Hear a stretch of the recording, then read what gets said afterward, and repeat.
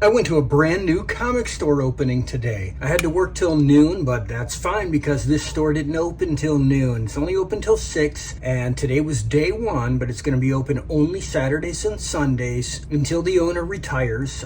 He works at one of the hospitals, and this is his personal collection. It is not new comics. It is old vintage comics. I met him at the last couple of Charlie Comic Cons, and there along with me on opening day was the owner of the comic store that closed twice in previous videos of mine. And here at the counter, not only did Mikey from Mikey's Comics have his own card, but he had the business card for my comic store right up the street where I get my new comics every Tuesday, and Record Trader, which is the very first comic store I ever went to back in 1986, and he's still around. Same guy, Ralph, still there. This is my receipt. I was customer number 8. This store is almost 40 minutes away from my house. I was halfway there because I had to work, so I just went the other half. Got there an hour after they opened. I was there for an hour, so I got $200 of comics. He charged me $190, no tax. So now I'm going to show you what I got. The Amazing Spider-Man issue 22 from March of 1965. The Avengers number 20 from September of 1965. Daredevil issue 12 from January of 1966. Iron Man issue 3 from July of 1968. And because I just made a video about Superboy and showed how I didn't really have any of his comics from back in the day, here we go. Superboy issue 154 from May of 1969. Did you know that Sylvester Stallone grew up on Superboy comic books? Then I got this comic from December of 1952. I believe the title is War.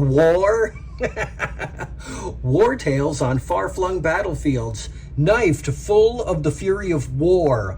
It's War from Atlas Comics. That's what Marvel went by in the 1950s. And this is issue 14. Then I got Tales to Astonish issue 65 from March of 1965. This is filling a little gap for me. See, I have the first one to feature the Incredible Hulk, issue 60, and then I jump ahead to the first one to feature the Submariner, issue 70, and I have every issue after that for a while, like 71, 72, 73, 74, 75. So I went one in between 60 and 70.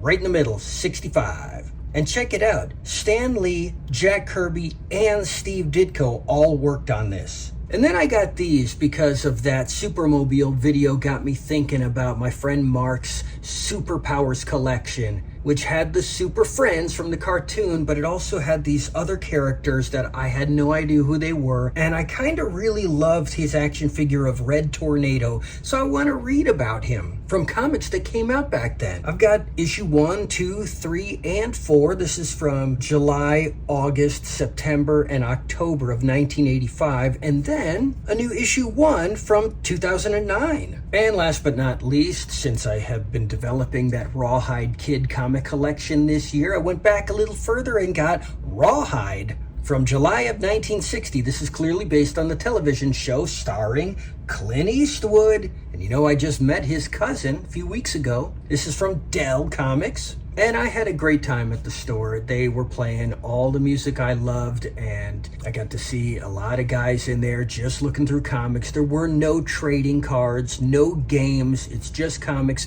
no new comics, all old comics. In fact, crazily enough, I wasn't the only one in there in hospital scrubs, and there were a couple of doctors in there. But that's it for now. I'll see you next time. Sorry, Miss Jackson, but I am for real.